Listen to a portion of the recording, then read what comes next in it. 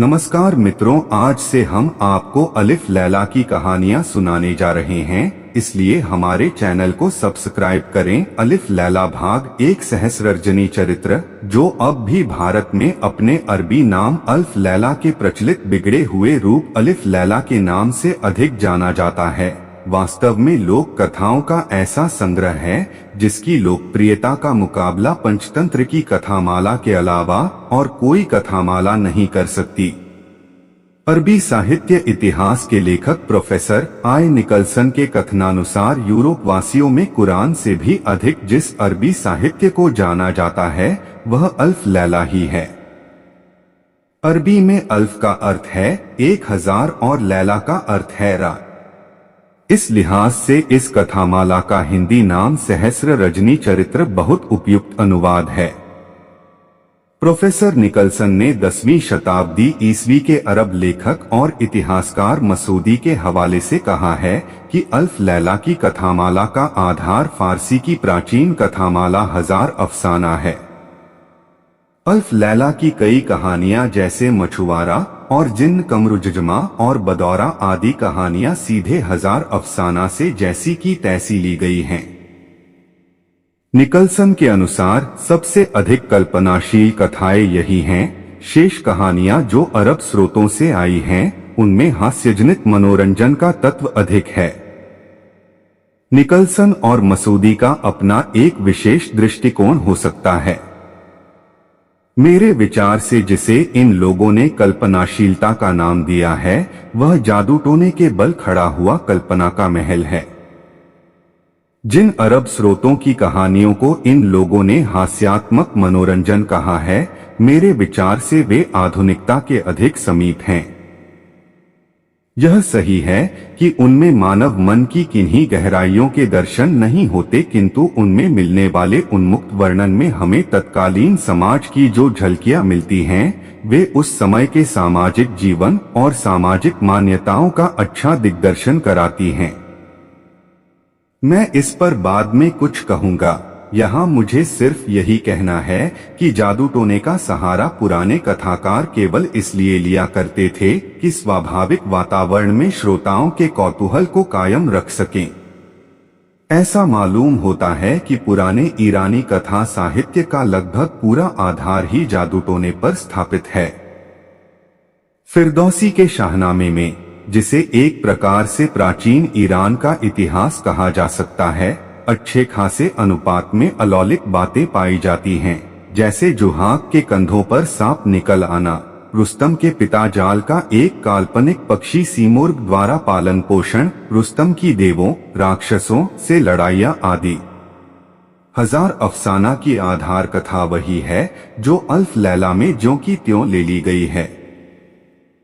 यह कथा है, एक बादशाह अपनी रानी के व्यभिचार को देखकर संन्यास ग्रहण का निर्णय लेता है और इस निर्णय को तभी बदलता है जब उसे और उसके भाई को एक जिन्न की रक्षिता स्त्री अपने साथ संभोग करने के लिए विवश कर देती है। इसके बाद वह बादशाह वापस आकर रानी को मरवा देता है और बाद में यह नियम बना लेता है कि रोज शाम को एक कन्या से विवाह करे और अगली सुबह उसे मरवा दे। अंत में उसी के मंत्री की बेटी बादशाह से विवाह करती है और 1000 रातों तक मनोरंजक कहानियां कहकर अपनी मृत्यु टालती रहती है और इस काल के अंत तक बादशाह का हृदय ऐसा बदल जाता है कि वह न केवल मंत्री कन्या को जीवित रहने देता है, बल्कि अपना रोज शादी कर अगली सुबह रानी को मरवाने का नियम भी छोड़ देता है। कुछ कहानियों में, विशेषतः उनमें जो खलीफा हारू रशीद के नाम के साथ जुड़ी हैं, इतिहास और जादू टोने को ऐसी दिलचस्प सूरत में मिला दिया गया है जिसमें आम लोगों की कहानी में दिलचस्पी बढ़ जाए। हारू रशीद 787 ईस्वी में खलीफा बना और 808 ईस्वी में मर गया। उसने वजीर जाफर बर्मकी को 783 ईस्वी में अपना पूर्ण विश्वस्त बनाया और 803 ईस्वी में मरवा भी दिया। लेकिन अल्फ लैला के कथाकारों के लिए हारू के काल का यही 7-8 साल का जमाना सबसे अधिक महत्वपूर्ण है। निकलसन के कथनानुसार अल्फ लैला की अंतिम कथाओं की रचना मिस्र के ममलूक खलीफाओं 1250 से 1517 ईस्वी के काल में हुई है। स्पष्ट है कि अंतिम कहानियों ही में, जो हारू रशीद के 400-500 बरस बाद रची गई हैं, हारू का उल्लेख है। यह भी संभव है कि इस काल में पुरानी कथाओं को और रोचक बनाने के लिए उनमें हारू रशीद जोड़ दिया गया हो। बहरहाल ये कहानियां लोक कथाओं के अलावा कुछ नहीं हैं। प्राचीन काल ही से मुस्लिम इतिहासकार इतिहास रचना कर रहे थे, किंतु लोक कथाकारों को इससे कुछ लेना देना न था। इतिहासकारों ने हारू की विलासप्रियता से इनकार नहीं किया है, किंतु उन्होंने अधिक जोर उसकी शासन कुशलता, विद्याप्रेम और न्यायप्रियता पर दिया है। वैसे अपने कृत्यों में हारू बहुत न्यायप्रिय साबित नहीं होता, न वह बहुत गंभीर प्रकृति का आदमी ही मालूम होता है। लोक कथाकारों को उसके विद्याप्रेम और कलाप्रेम से इतना ही सरोकार है कि वह संगीतज्ञों को प्रश्रय देता था। उसकी न्यायप्रियता से उन्होंने केवल उसके वेश बदलकर बगदाद का मुआयना करने का तत्व ही लिया, किंतु ऐसी हालत में भी वह न्याय तो बाद में, और वह भी कभी कभी करता है। पहले तमाशा देखता है और तमाशों में भाग लेता है, यहाँ तक कि कभी कभी अपमानित भी होता है। हारू रशीद की बड़ी बेगम जुबैदा थी। वह ऐतिहासिक तथ्य है, किंतु अल्फ लैला में हारू से संबद्ध पहली कहानी में जुबैदा का जो वर्णन किया गया है, उसमें वह विवाह के पहले अच्छी खासी जादूगरनी के रूप में उभरती है, जिससे एक बार खलीफा की जान को भी खतरा पैदा हो जाता है। यह दूसरी बात है कि बाद में वह मामूली रानियों की तरह सिर्फ महल के अंदर ही षड्यंत्र कर पाती है, और जब खलीफा को इसका पता चलता है तो वह यद्यपि उसे मरवाता नहीं, लेकिन उसका जी उड़ाने के लिए उसकी सौत ले आता है, और वह इस स्थिति में समझौता कर लेती है। ऐतिहासिक तथ्य इससे बिल्कुल अलग हैं। जुबैदा का विवाह राजघरानों के साधारण विवाहों जैसा ही था।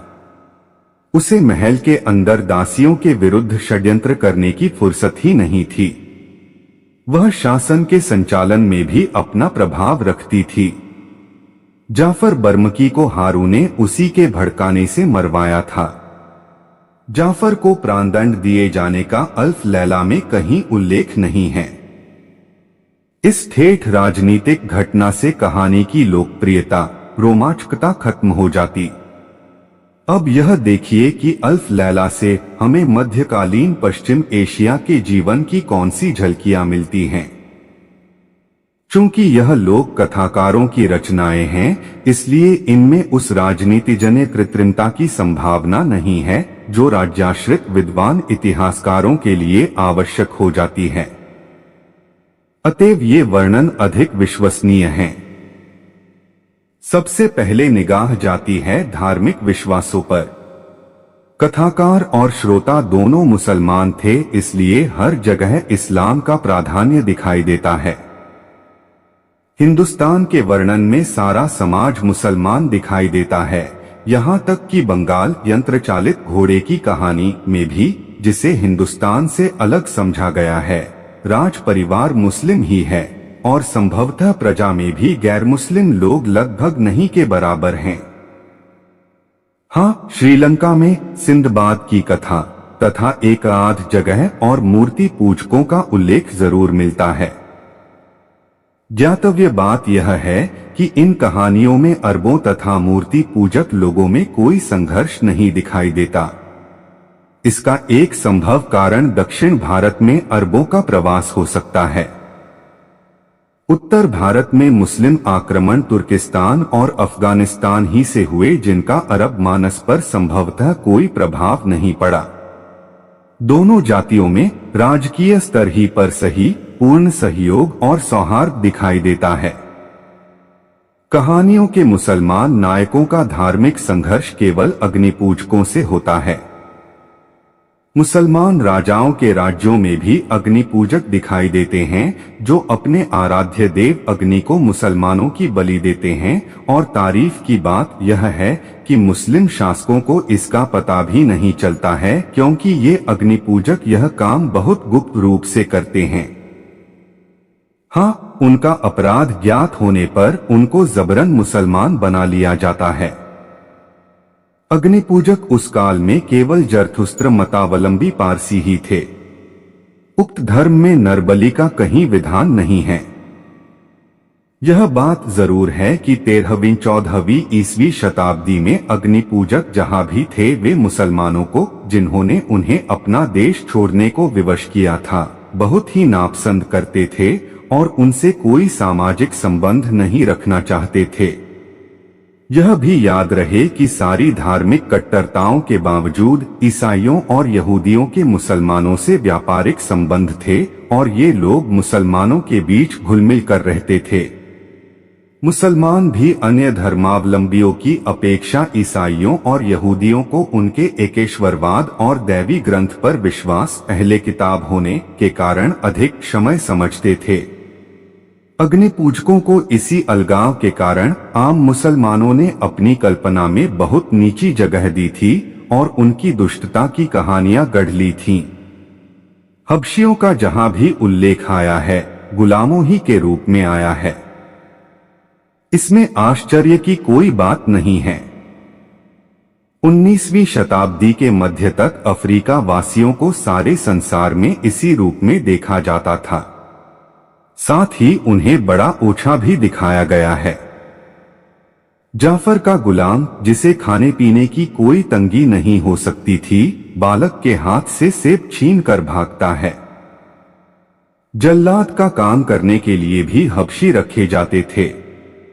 ताज्जुब की बात यह है कि व्यभिचारिणी स्त्रियों की कामपिपासा शांत करने के लिए भी हबशी ही प्रयुक्त किए गए हैं। यूं तो गोरे रंग के गुलाम भी बाजारों में खूब बिकते थे, किंतु बेगमों को हबशियों के अलावा कोई पसंद ही नहीं आता था।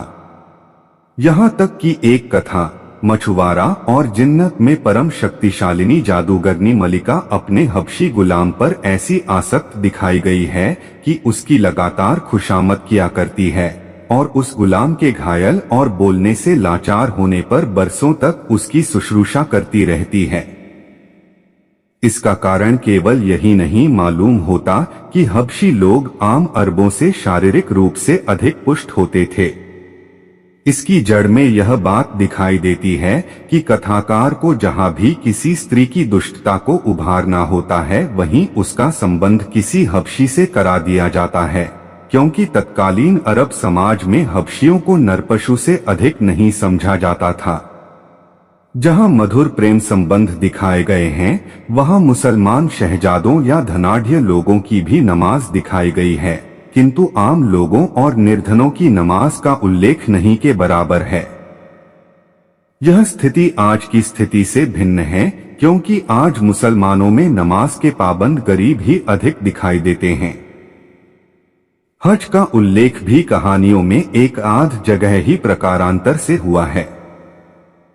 उसका कोई विवरण नहीं दिया गया है, जबकि शाही महलों और जादू के महलों की सजावट के वर्णन में पृष्ठ के पृष्ठ रंग दिए गए हैं। हाँ, एक इस्लामी विश्वास जरूर उभर कर आता है। वह यह कि इस्लाम में आत्महत्या जघन्य अपराध समझी गई है। कई कहानियों में नायक निराश होकर आत्महत्या की बात सोचता है, फिर इसे घोर पाप समझकर रुक जाता है। यह इस्लामी मान्यता कथा के प्रवाह को आगे बढ़ाने में बड़ी सहायक सिद्ध हुई है और इसीलिए इसका खूब सहारा लिया गया है। किंतु इस्लामी मान्यताओं ने मदिरापान पर कहीं रोक नहीं लगाई। राजा हो या रंक, अगर उन्हें पेट भर खाने को मिलता है तो कुछ देर बाद शराब जरूर पीते हैं। शराब के साथ अनिवार्य रूप से फल और मिठाई खाने का रिवाज भी आम है। हर सम्मानित अतिथि का स्वागत सामिश भोज्य पदार्थों और फिर मदिरा से किया जाता है। इस्लाम में शराब और हर तरह के नशे की मनाही है, किंतु यह धार्मिक निषेध किसी कहानी में प्रकारांतर से भी उल्लिखित नहीं हुआ है। तत्कालीन मुस्लिम समाज स्पष्टतः ही मद्यपान को बुराई समझना छोड़ चुका था। इसी तरह कोई हंसी खुशी का मौका नाच गाने के बगैर नहीं होता। बादशाहों और खलीफाओं के यहाँ तो यह दैनिक कार्यक्रम में शामिल है ही। आम लोग भी जहाँ खुशी मनाते हैं वहाँ नाच गाना जरूर होता है, और इस सिलसिले में इस बात का जिक्र तक नहीं होता कि इस्लाम ने नृत्य, संगीत, कविता, ईश भक्ति के काव्य के अतिरिक्त आदि का निषेध किया है। सामाजिक प्रतिष्ठा के प्रथम सोपान पर स्वभावतः ही बादशाह, शहजादे और वजीर दिखाई देते हैं, लेकिन उसके बाद व्यापारियों ही का नंबर आता है। बड़े व्यापारी, विशेषतः जौहरी, तो अति प्रतिष्ठित हैं ही, मामूली व्यापारी भी और लोगों से अधिक प्रतिष्ठित हैं। इसे मध्य पूर्व के सारे सामाजिक जीवन की विशेषता समझना चाहिए। समुद्री व्यापार का महत्व स्थल मार्ग के व्यापार से भी अधिक है। सभी जहाजों के कप्तान बादशाहों की दृष्टि में भी प्रतिष्ठित हैं। व्यापारी वर्ग को अतिशय ईमानदार माना गया है। वे लोग बरसों बाद भी खोए हुए व्यक्ति की धरोहर ज्यों की त्यों वापस कर देते हैं और मालिक के आग्रह करने पर भी उसमें से थोड़ा सा हिस्सा भी नहीं लेते। एक कहानी में धरोहर को हथियाने वाले व्यापारी को दिखाया गया है, किंतु उसकी घोर दुर्दशा भी दिखाई गई है। इसके विरुद्ध पुलिस वालों और अन्य राज कर्मचारियों को कहीं भी ईमानदार नहीं दिखाया गया है। वे तभी तक ईमानदारी से काम करते हैं जब तक तात्कालिक दंड का डर रहता है। इस वर्ग का चरित्र और प्रतिष्ठा व्यापारी वर्ग से बिल्कुल उल्टी दिखाई देती है। बाद के जमाने की ईरान की कहानियों और नाटकों में भी व्यापारी वर्ग को राज कर्मचारी वर्ग से कहीं अधिक प्रतिष्ठित दिखाया गया है। यह मान्यता भारत के सामंती काल के समाज की मान्यताओं से बिल्कुल उल्टी है। हाँ, सारे संसार के सामंती समाजों की भांति मध्य पूर्व के सामंती समाज में भी मजदूरों, हस्तशिल्पियों आदि का मान बहुत कम है, यानी गुलामों से कुछ ही अधिक है। प्राकृतिक तथा अन्य दृश्यों में पहाड़ों, नदियां, वनों आदि का उल्लेख तो हर देश की कथाओं में है, किंतु अल्फ लैला में जिस प्रकार से हर कहानी में बागों, नहरों और पालतू जानवरों और चिड़ियों का वर्णन है, उससे यह मालूम होता है कि ये चीजें उस जमाने में वहाँ आम लोगों की पहुँच के अंदर थीं, यानी वे लोग इन चीजों के बारे में इतना जानते थे कि उनके विशद वर्णन से आनंद उठा सकें। शहरों की सूरत ऐसी ही दिखाई देती है जैसी मध्य युग में हर देश के शहरों की थी। तंग गलियों में मामूली मकानों के साथ साथ बने हुए भव्य भवन, जिनके बाहरी दरवाजों पर कोई शान शौकत नहीं दिखाई देती, इन शहरों की विशेषता है। भारत के वाराणसी तथा अन्य पुरानी बस्तियों में भी शहरों की ऐसी ही सूरत दिखाई देती है। हास्यात्मक कथाओं में हास्य अधिकतर बादशाहों और सामंतों के आम आदमी की मूर्खताओं पर हंसने या अपने मनोरंजन के लिए उन्हें बेवकूफ बनाने तक ही सीमित मालूम होता है। शिष्ट हास्य इन लोक कथाकारों की पहुंच के बाहर मालूम होता है। वास्तव में यह कथामाला किसी सर्वमान्य रूप में नहीं है। कई संग्रहों में कई ऐसी कहानियां हैं जो अन्य संग्रहों में नहीं हैं। ऐसा मालूम होता है कि यूरोपियनों या उनके प्रभाव में आने वाले अन्य लोगों ने ऐसी अजीब-अजीब कहानियां गढ़कर इसमें शामिल कर दी हैं, जो दूसरी कहानियों के मिजाज से मेल नहीं खाती। इन लोगों ने शायद यह समझ लिया है कि कोई भी कामुकतापूर्ण घटना अल्फ लैला में चल जाएगी। प्रस्तुत संग्रह में केवल सर्वमान्य कहानियां दी गई हैं, यद्यपि उनका ऐसा संक्षिप्तीकरण नहीं किया गया है जो कहानी को कथानक तक सीमित कर दे, क्योंकि लोक साहित्य का मूल्य उसके कथानक में नहीं, उसके वर्णन में निहित होता है। भूमिका 2 अलिफ लैला। अलिफ लैला की कहानी अरब देश की एक प्रचलित लोक कथा है जो पूरी दुनिया में सदियों से सुनी व पढ़ी जाती रही है। अलिफ लैला भारत में अपने अरबी नाम अल्फ लैला के प्रचलित बिगड़े हुए रूप के नाम से अधिक जाना जाता है। अरबी में अल्फ का अर्थ है 1000 और लैला का अर्थ है रात। यह 1000 कहानियों का एक खूबसूरत गुलदस्ता है जिसमें प्रत्येक कहानियां एक फूल की तरह है। इन कहानियों में प्यार, सुख, दुख, दर्द, देखा, बेवफाई, ईमानदारी, कर्तव्य, भावनाएं जैसे भावों का अद्भुत संतुलन है जिसको पाठकों और श्रोताओं को हमेशा लुभाया है। 10वीं शताब्दी ईस्वी के अरब लेखक और इतिहासकार मसूदी के अनुसार अल्फ लैला की कथामाला का आधार फारसी की प्राचीन कथामाला हजार अफसाना है। अल्फ लैला की कई कहानियां जैसे मछुआरा और जिन्न, कमरुजमा और बदौरा आदि कहानियां सीधे हजार अफसाना से जैसी की तैसी ली गई हैं। अलिफ लैला एक ऐसी नवयुवती की कहानी है जिसने एक जालिम बादशाह से विवाह करने के बाद न केवल उसका हृदय परिवर्तित कर दिया अपितु अनेक नवयुवतियों का जीवन भी बचा लिया। इस कथा के अनुसार बादशाह शहरयार अपनी मलिका की बेवफाई से दुखी होकर उसका और उसकी सभी दासियों का कत्ल कर देता है और प्रतिज्ञा करता है कि रोजाना एक स्त्री के साथ विवाह करूंगा और अगली सुबह उसे कत्ल कर दूंगा। बादशाह के नफरत से उत्पन्न नारी जाति के प्रति इस अत्याचार को रोकने के लिए बादशाह के वजीर की पुत्री शहरजाद उससे शादी कर लेती है। वह किस्से खानी सुनने के शौकीन बादशाह को विविध प्रकार की कहानियां सुनाती है जो 1000 रातों में पूरी होती है। कहानी पूरी सुनने की लालसा में बादशाह अपनी दुल्हन का कत्ल नहीं कर पाता और उसे अपनी बेगम से प्यार हो जाता है। अपनी बेगम की बुद्धिमत्ता से प्रभावित बादशाह औरतों के प्रति अपने मन में उत्पन्न नफरत को खत्म करने के अलावा अपनी प्रतिज्ञा भी तोड़ देता है और अंत में अपनी बेगम के साथ हंसी खुशी रहने लगता है।